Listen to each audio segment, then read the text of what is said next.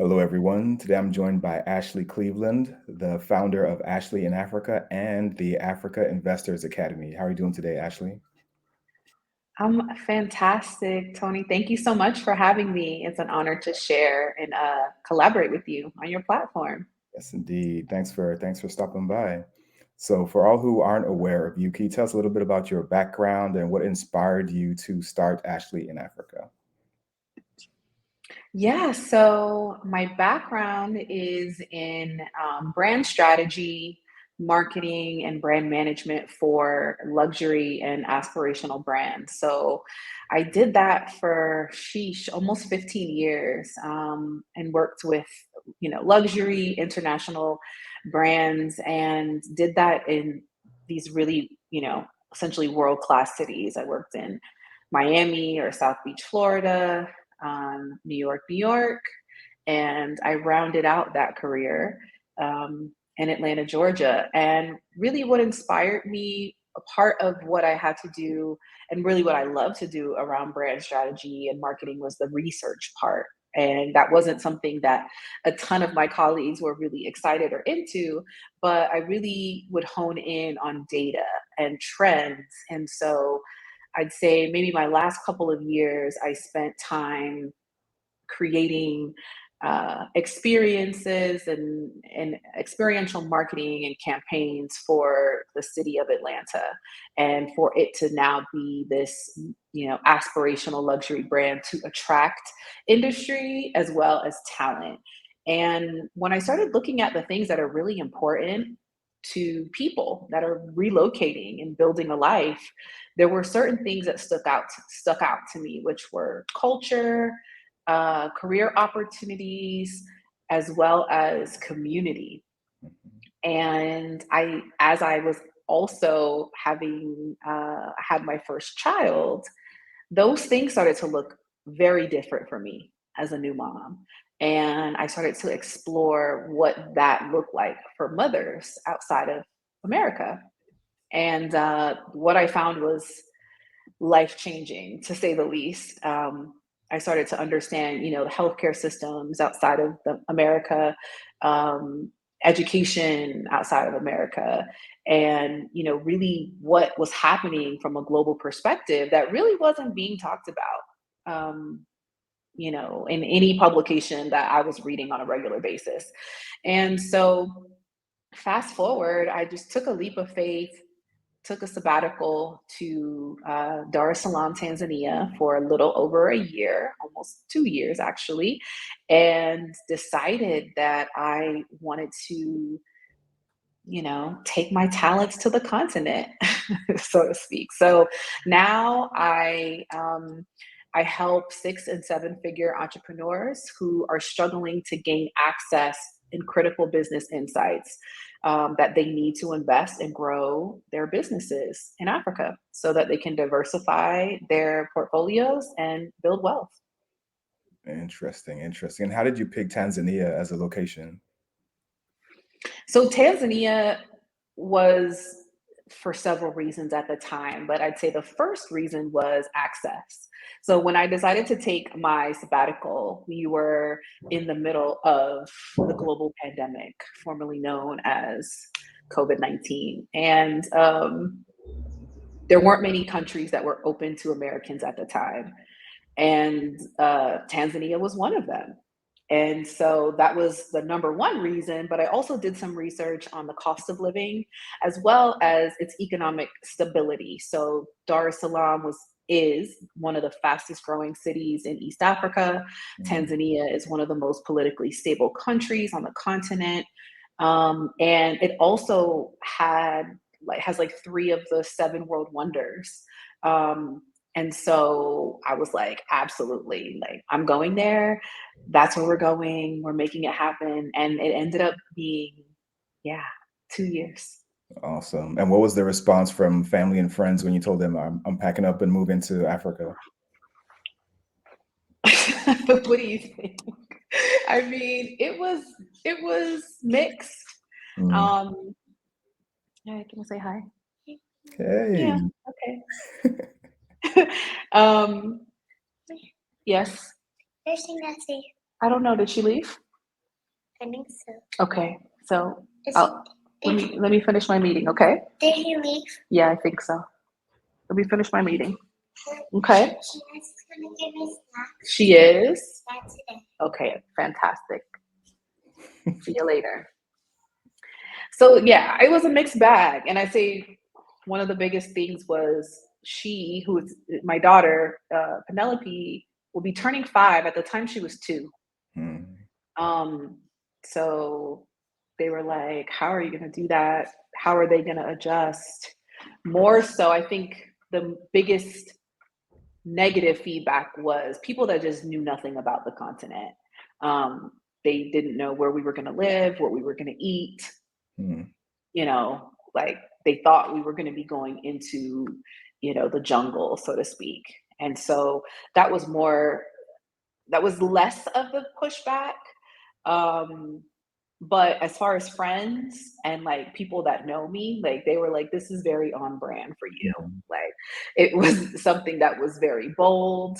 Um, I got a lot of support from mostly, my really, really close friends. And I think it was mostly family that they just weren't familiar. They Mhm. didn't understand. And some friends too that didn't understand. Right. But overall, positive support.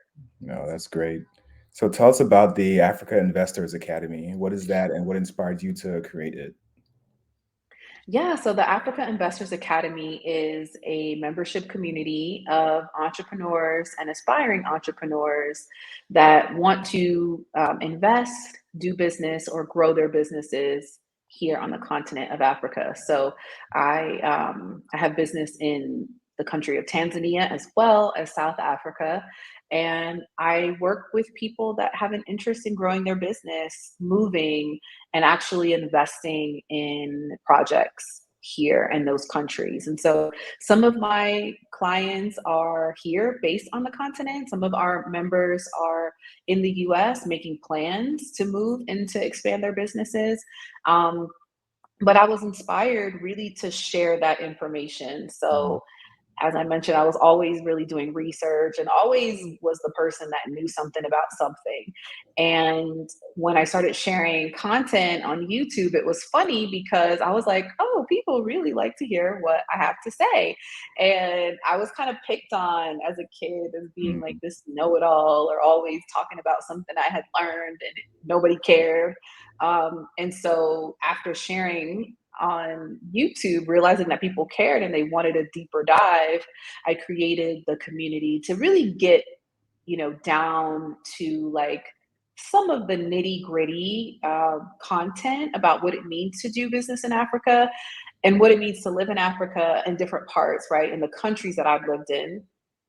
Um, because as a person who is not born of this continent, that is born with a certain amount of privilege in the US, there's sensitivity that needs to be shared when talking about the differences of doing business or living.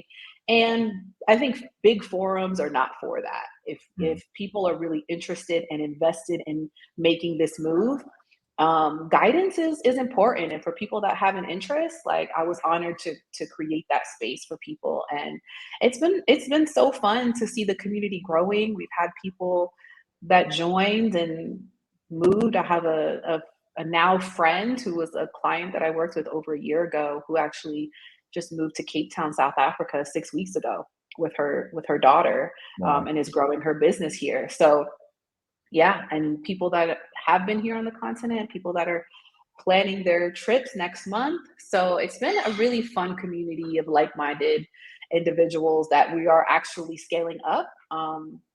In the next quarter, we're going to be segmenting folks that are actually doing business, Mhm. because there are some people that are aspiring and they need information, they need insight, and there's a space for that. And then there are folks that are like, nope, Africa is it, Africa is next, how can I get involved? Yeah. And so we are creating Africa Investor Mastermind, which is going to be for those 6 and 7 figure entrepreneurs that have a minimum of 100K to invest in multi-unit real estate, agriculture, um, and consumer good opportunities. Interesting. So what are some of Yeah. the opportunities that you've identified and are personally interested in, and why? Oh, there's so many. Like, there's so many. I want to say not even a year in, I started a coffee business.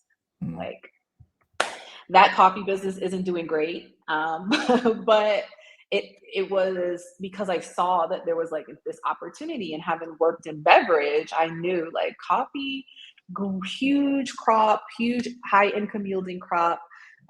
It's still something on the list because, as I said, we're doing agriculture products and manufacturing. But I mean, there's so many. But I'd say personally, I get really excited about kind of the service mhm. space for us, specifically as diasporans, as Americans. Yes, yes, um, yes. So, services around education, consulting, skills share. Um, I think those are some of the businesses with the lowest barrier to entry when Okay. you're coming here to the continent.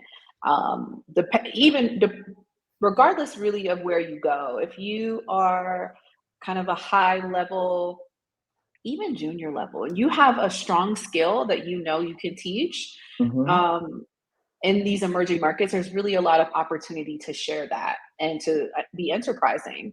Um, but yeah, so many, specifically kind of beverage exporting. Mm. Yeah, those are some that I see that are just huge, huge opportunities for people to come in and, make millions within 5 years.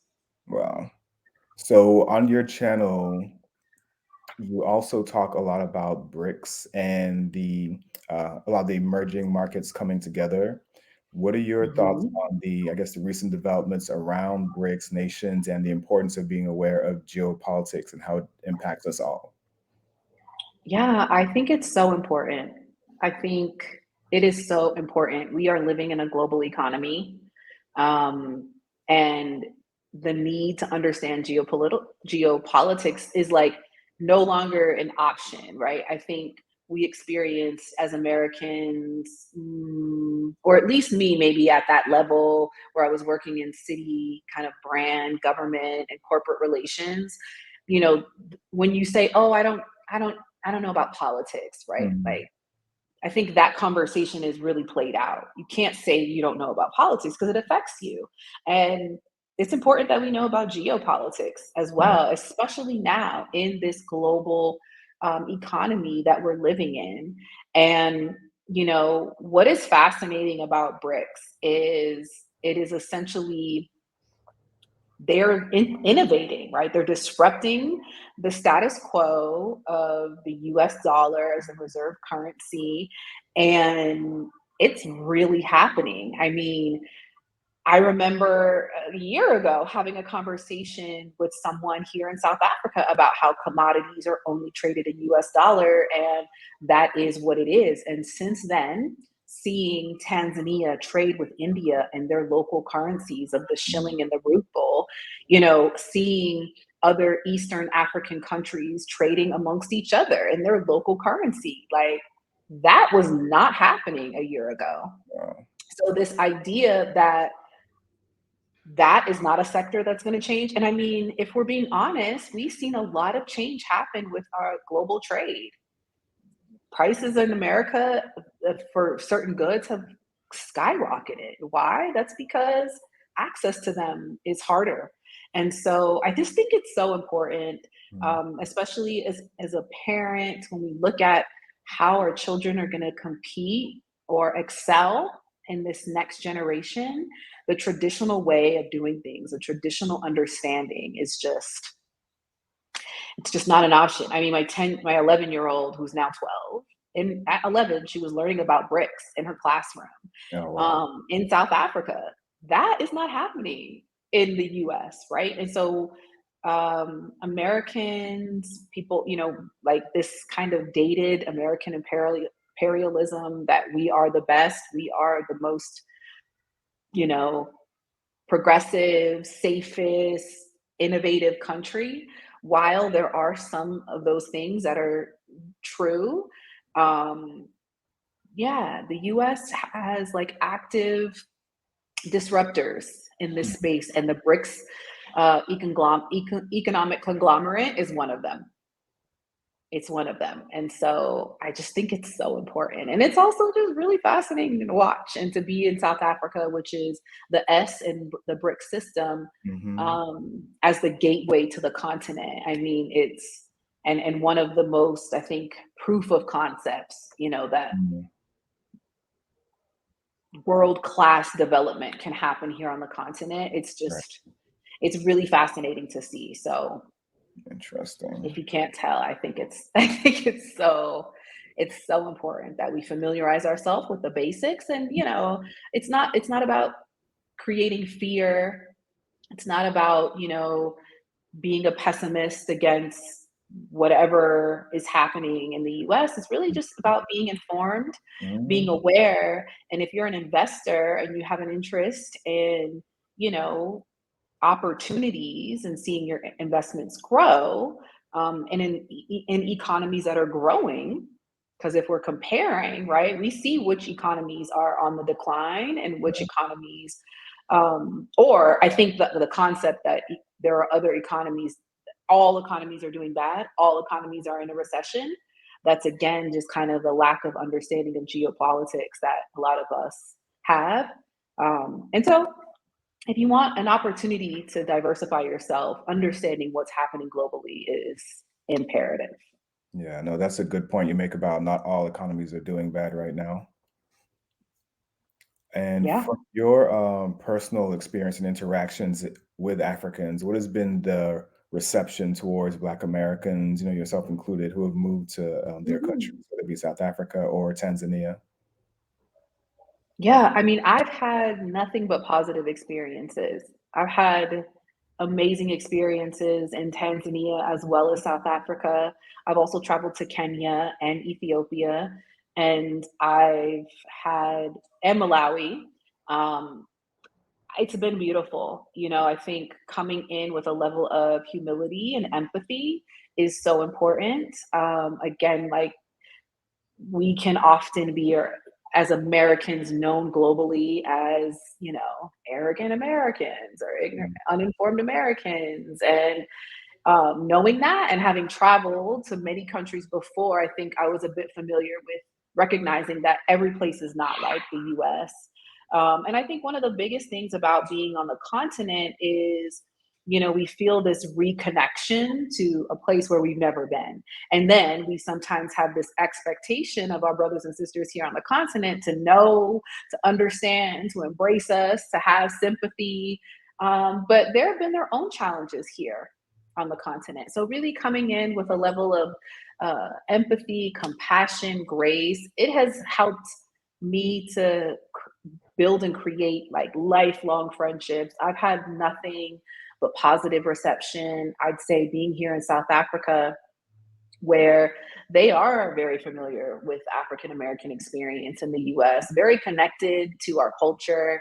Um, I've had more of these like spiritual affirmative support from South Africans, because they're just like, yeah, this is your home. This is Mm. where you're from. This is where you belong. Welcome. Um, so yeah, that welcome, that's like spiritual embrace, that I Mhm. didn't necessarily feel in the physical realm in Tanzania has definitely been present here, in South Africa. And so my experience has been, nothing less of incredible.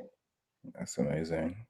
And how do you see the relationship between Black Americans and Africans evolving in coming years? And like, what opportunities or challenges do you think lie ahead? I think it's progressing. I think as more, I can only speak as an American, but I think as more of us come with the intention of compassion and humility and empathy, will receive that in Mm. turn, because there is a disconnect. Like there is. there is a familiarity being here in South Africa, but our experiences are unique. They're different. Right. And so being willing to be open to the new experiences. There's a lot of healing involved, like for African Americans returning to the continent, because our experience with, white supremacy in America is it's a lot.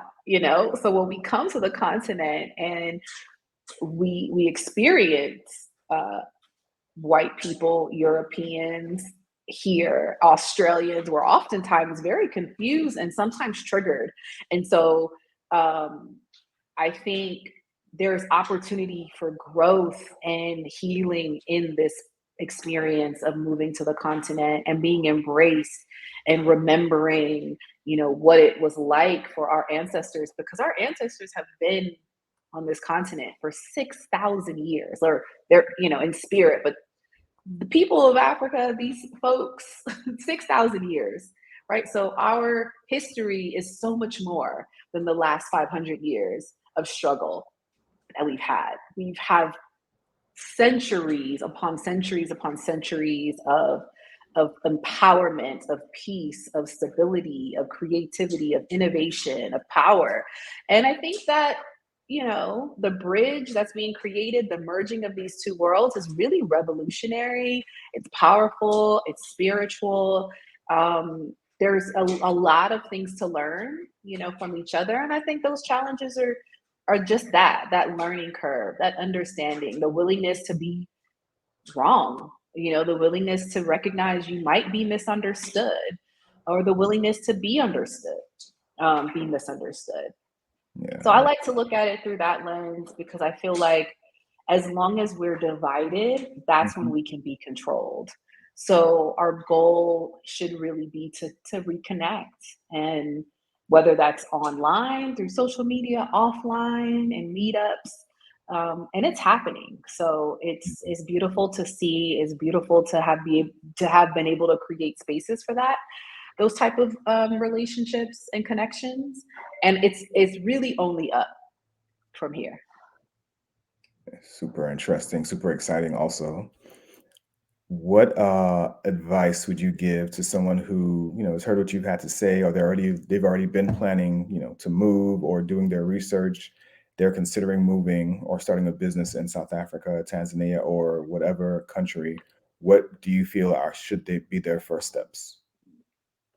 Yeah, so you said it, plan and research. Mm, And your research extends beyond following only YouTubers, or like, I think that can be a lot of it, which is great. Like, that's great research. That's how I did my research. But I mm, also, have a background in economics and am now really enjoying that research space. And so I looked at economic trends, but really that plan. I have a plan A, a plan B, and a plan C. Like, because you might get over here and have to embark on plan F, right? So just that ability to be flexible and teachable and coachable is really, really, really important. Also, have some multiple sources of income. I mm, think the people that are the most successful are those folks that already have some income coming in.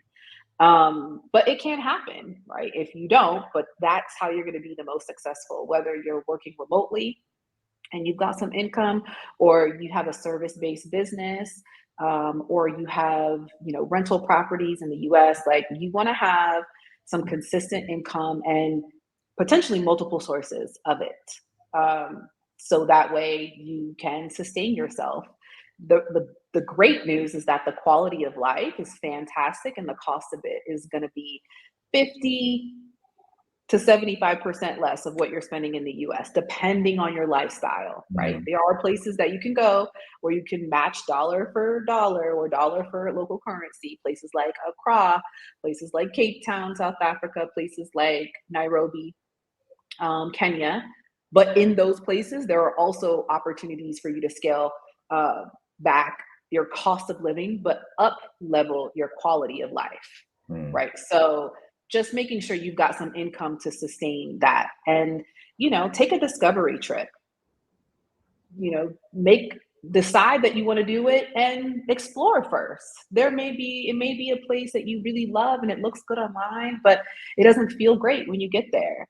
I advocate for that. And if you can do it, it's really, really important. And I think I already said, I think most important thing is to be flexible and to be teachable and know that there are so many shifts that are going to happen as you make this move. This is a huge move. And be ready to experience what that is going to look like in your life, and be willing to be open to it. What's an example of that quality? You just said an example of quality of life. You're paying less, but the quality of life is more. Like, what's an example of that that you've experienced? Yes. I'm so happy you asked that. And this is going to sound like I'm bragging, but I kind of am.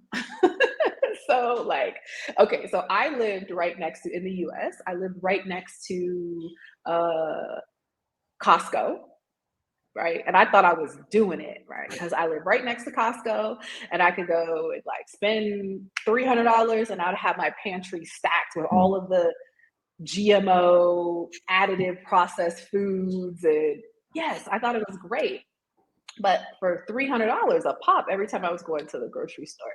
Then I'm living in Tanzania, Dar es Salaam. I have access to fruit and vegetables literally at the end of my street. Or getting to my home from the main road, there's dozens of fruit stands, vegetable stands where I'm getting fresh fruit and vegetables. I'm also getting fresh fish delivered to my house every week, where they come and they bring in whatever they've caught that day. They come in, they clean it, they'll fillet it, they'll pack it, they'll put it in the freezer and clean up the kitchen behind themselves. And for that, and having it, multiple times a week because it was so fresh, you can't store stuff like that. So you're not shopping, once a month or once every 2 weeks. You're really shopping a couple times a week. My food bill never exceeded $300 in 1 month. I mean, Mm. I'd spend $50 on 5 tunas, mounds of watermelon, mango, pineapple, and like get it cleaned and delivered and all of that to my home. So that's probably my favorite example. Yeah. No, that's amazing. Fresh food is key. Fresh food is important, right?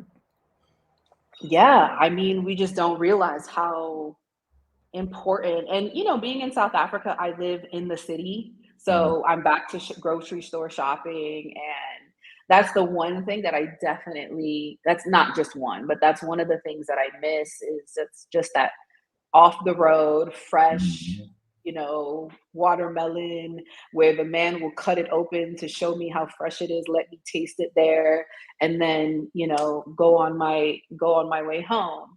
Yeah. But it's such a luxury that we don't even realize is a luxury Mm. until we experience it.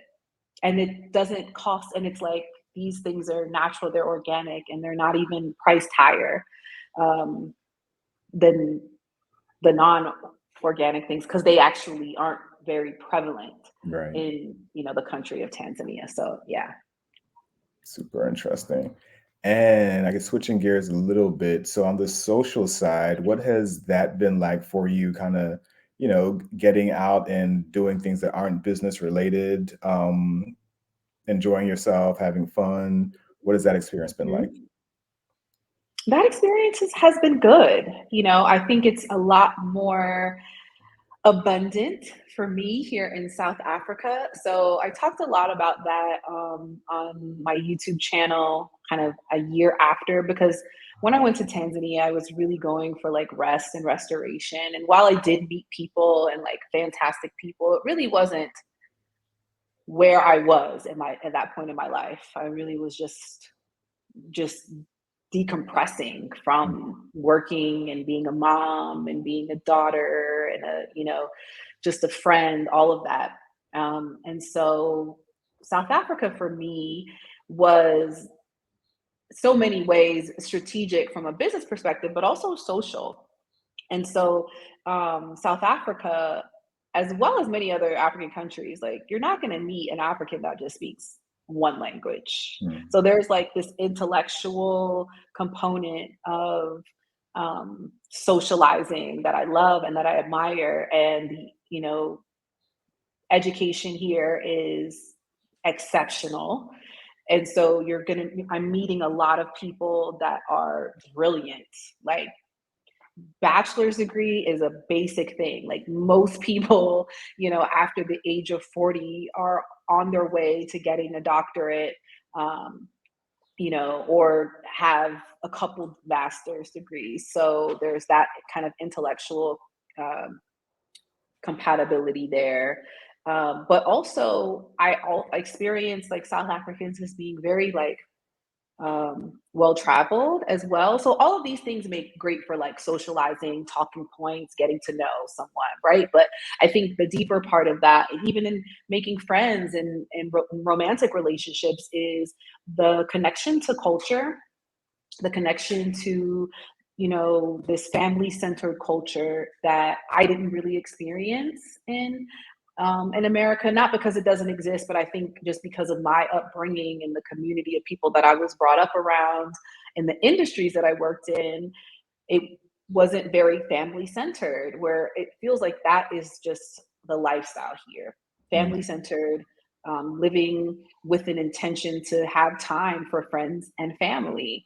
And that connection to, you know, their culture, their language, their food, that direct connection also informs a level of self confidence and self awareness that I think is attractive whether you're a man or a woman, right? Just like having that level of, you know, confidence and self-awareness is awesome. So it's been Mm. great. South Africa is, you know, it's going to do what it does. It depends on what you're looking for. If you're looking for more of a metropolitan world-class city where you can do everything from dancing to hiking, you know, to eating, fine dining, to wineries, to spas, like you're going to get all of that. But, you know, for folks that are looking to live a bit more off grid and be in nature, I can't help you because I don't know what that would look like for dating. But yeah, for socializing, South Africa has just been, it's been great. Awesome, awesome. Wow. Ashley, thank you so much for stopping by and sharing all your insights and information. For those who want to learn more about, you know, you and the organizations that you founded, where can they find you? Yeah, so you can find me at Ashley in Africa with a K .com, my website on Instagram and YouTube, as well as LinkedIn, Ashley in Africa with a K. And I'll be sure to share those links with you as well, Tony. Awesome, awesome. Thanks again. And, you know, you keep doing what you're doing. Very exciting stuff. And I wish you the best. Thank you so much. I really appreciate it. Thank you for creating space for me to share. Of course. No problem. Take care.